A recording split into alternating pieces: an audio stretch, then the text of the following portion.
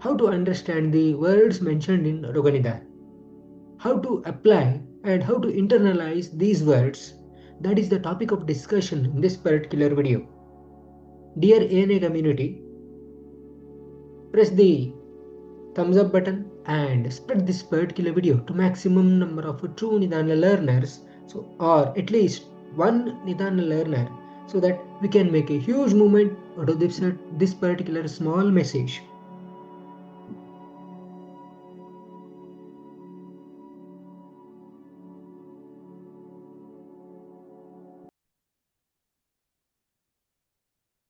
Whenever we are learning about the specific word mentioned in Roganidana, how to understand them, how to apply them, that requires 6 steps.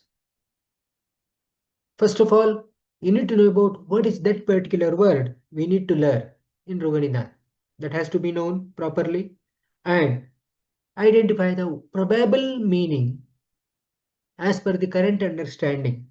That has to be known, and try to apply the word based on the physics, chemistry and biology application, and try to identify the sequences that can happen in Ayurveda understanding, and try to identify the sequences happen as per the current understanding, and apply the same based on the real life scenarios. This will be the sixth step that has to be followed while learning a new word in Roganidana. So here we are going to learn these with 3 different words which are commonly used, specifically which are considered to be responsible for the Vata dosha vitiation in the body. Vyayama, Ruksha and Apatarpana. These are the 3 common words. For example, we are going to use. When you think about the Vyayama, so what kind of the Vyayama a person is doing?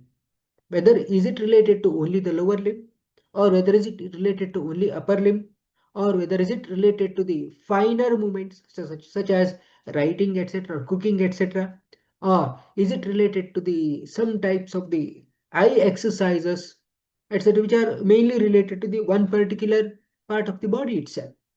So that requires the movement of that particular part of the body frequently. So in this particular image, as such, the movement of the upper limb is happening, whereas lower limb is being stretched, and there is a compression that's happening in the abdominal muscles. So in the sense, whenever if a person is doing this kind of the activity, so there will be the movement, blood circulation may increase to the lower limb, that may increase to the upper limb, and even that can be responsible for the increase of the blood supply even to the abdominal musculature also. And when you think about the timing as such, the person is doing the exercise around 11 o'clock, or that is nearing to the noon time. In that particular situation, we are going to have the increase of the Vata dosha. Along with that, we are going to have the increase of Pitta dosha also in this way. And when you think about the application as such, find the word that need to be learned in Roganidana that has to be known. So here the word is Vyayama. Its a probable meaning as per the current understanding, that is exercise. Identifying the PCB application in this word as such. When you think about the physics, that is something related to the movement, that is something related to the mass and acceleration. Movement of the blood is happening in the blood vessels. Velocity, that means the speed at which the movement of the blood is happening. Then the pressure differences that is happening across the capillaries and interstitial spaces. These are the different examples wherein we can apply the principles of physics. And when you think about the chemistry, generation of heat, so that is the mainly considered to be responsible for the conversion of the stored molecules, stored energy that will be entering into the utilizable energy, wherein there will be generation of the heat may take place. And when you think about the biology application, because of the increased generation of the heat, there will be increased sweat production that may take place. So that means there may be a possibility of sympathetic nervous system stimulation. There may be the possibility of the activity of what you say that the skeletal muscular activity as well as cardiac muscular activity. And when you think about the identifying the sequences that can happen as per the Ayurveda understanding, that is Vyayama, so that will be responsible for the Vata Prakopa, which will be responsible for the Chalaguna increase, Laguguna increase, Rukshaguna increase in due course of time. Chalaguna increase that can be seen immediately, whereas Laghu, Rukshaguna increase that can be observed in due course of time. And when you think about the sequences that are happening in the current understanding, whenever a person is doing any kind of the physical exercises, so that will be responsible for the increased cardiac output. Whenever there is increased cardiac output, there will be increased hydrostatic pressure that can happen in the capillaries, specifically in the lower limbs if the person is doing the running. As such, so there will be increased hydrostatic pressure may be observed. As per the previous example, the hydrostatic pressure may be increased in the lower limb, upper limb and abdominal muscles also. In this way, we can able to understand based on the current understanding and applying the same in different real life scenarios. For example, in case of the athletics, that is in case of sports people, wherein the similar mechanism that can be observed in all over the body, coolie workers or in building construction work employees, etc., the workers, etc., we are going to observe this kind of the phenomena. When you think about the second example, that is Ruksha. So here there are two examples they are being shown. So here that is Ruksha, one type of the Ruksha. So here this is another type of the Ruksha. So when you think about the consumption of these, this is responsible for the increase of the Ruksha Guna specifically observed in the alimentary canal. So when this Ruksha Guna is increased in the alimentary canal, so that too in the stomach region, there will be the increased influx of the fluid that can take place from the capillaries of the stomach into the lumen of the stomach.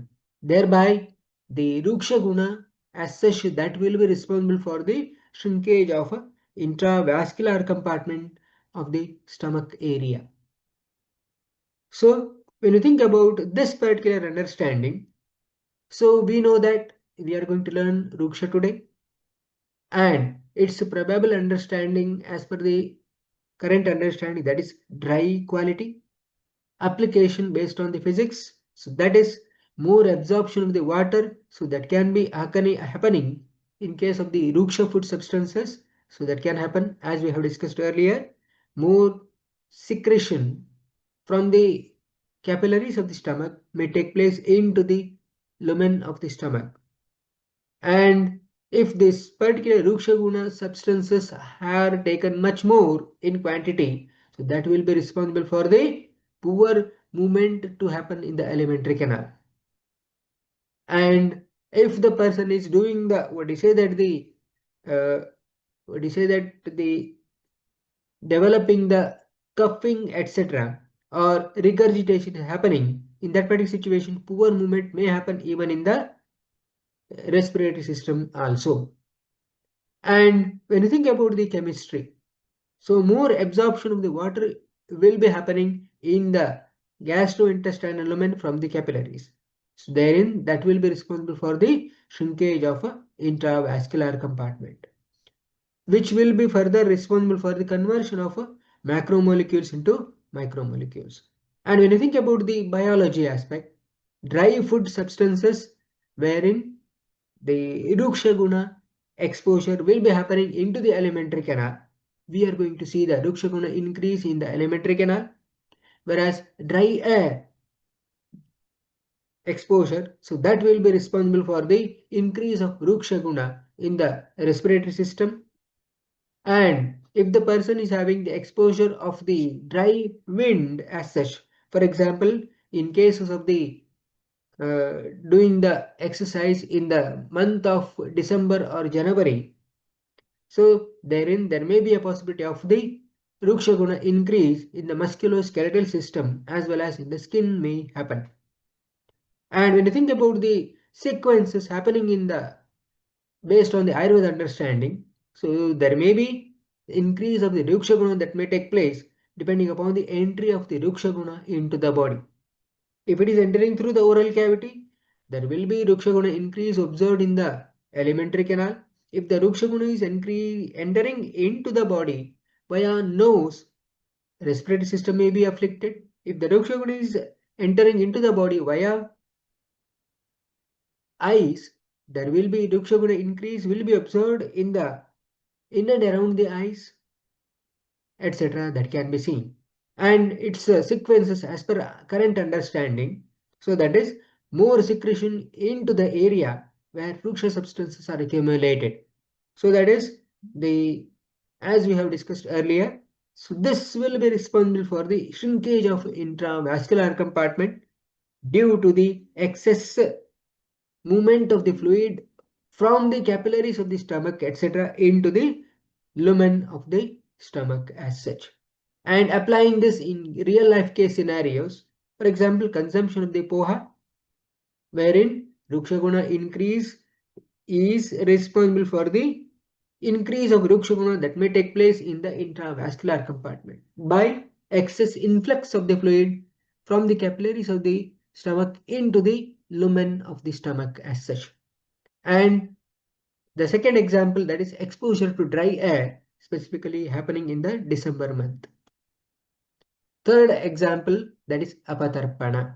So here two examples are there, wherein the first example, that is doing the fasting, and the second example where the person is doing the, what do you say, that the specific panchakarma procedure, that is vamana. And when you think about these, apatarpana effect in both of these that may happen. What is this apatarpana effect here? There will be initially carbohydrate depletion, which will be followed by fat depletion, and which will be followed by protein depletion may take place. Along with that, there will be the fluid depletion that may take place, wherein there may be a possibility of intravascular fluid or intravascular compartment or interstitial compartment or intracellular compartment may get shrunken, as well as there may be a possibility of the, what do you say, that even the electrolyte imbalances may also take place. And when you think about the understanding, so here the word to be learned will be apatarpana. Its current understanding is the removal of tarpana effect from the body. Tarpana refers to nutrition or nutrients, removal of nutrients from the body. So here it may be either macronutrients such as carbohydrate, proteins as well as fats, or micronutrients such as the water and electrolytes, etc. And identifying the term based on the PCB application, that is based on the physics, increase of lightness, or what we can say the weight loss, wherein initiation of the lightness, that is depending upon the nature of treatment such as vamana, etc., wherein the lightness will be observed initially in the alimentary canal, thereby lightness may be observed in the intravascular compartment, then we are going to observe the lightness in the interstitial compartment, and at last we are going to see the lightness to be observed in the intracellular compartment as such. And when the person is exposed to pipasa, etc., that is what we can say the avoiding the fluid intake, then we are going to see the effect of lightness in the intravascular compartment, interstitial compartment, and intracellular compartment here.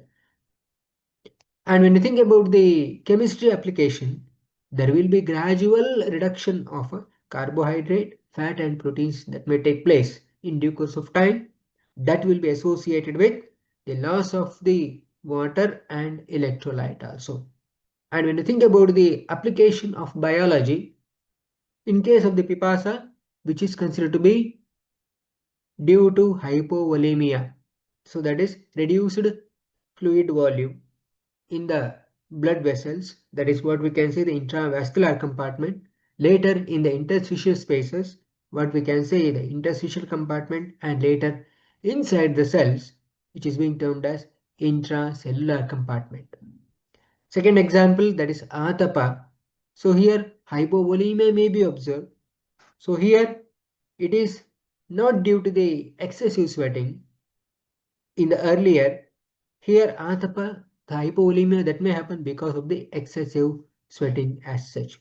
Whereas pachana as such, that is the third way of apatarpana, wherein lightening effect. So that is the lightening of the body as such that may happen in the alimentary canal first. That will be later followed by intravascular compartment and interstitial compartment and intracellular compartment. Regarding the sequences understanding as per the Ayurveda, whenever a person is doing the apatarpana, there will be the vata prakopa may take place. For example, in case of the vamana, there will be increase of the laghu, tikshna, sukshma, etc. guna, wherein we are going to see the apatarpana effect, that is vata prakopa as such. So, as per the Western understanding or current understanding, whenever vamana is being given, the route of entry of the medicine will be there through oral cavity, which is responsible for the decrease of fluid initially from the alimentary canal, which in turn results in the hypovolemia to happen in the intravascular compartment, then from the interstitial compartment, and at last from the intracellular compartment, wherein the person will be having hypovolemia. Whereas the application of these informations in cases of the real life scenarios, we can see the application in patients of Amavata and Atisara.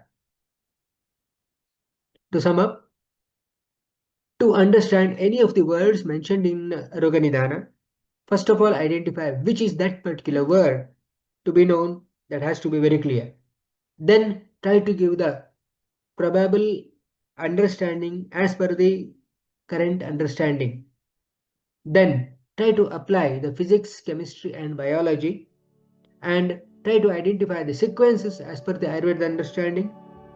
Then next step will be try to understand the sequences as per the current understanding and apply the same in real life scenarios. Dear community, what are the major key takeaways from today's discussion? Mention in the comment box below. What is the one video that you'd like to hear in coming days in this particular channel? Mention in the comment box below. And spread this particular video to maximum number of true Nidana learners so that we can make a huge movement of this particular small message. Don't forget to press the bell icon so that the YouTube algorithms will be fetching you the right information at the right time for the right purpose. That's all for today. Something more in the next video. Thank you.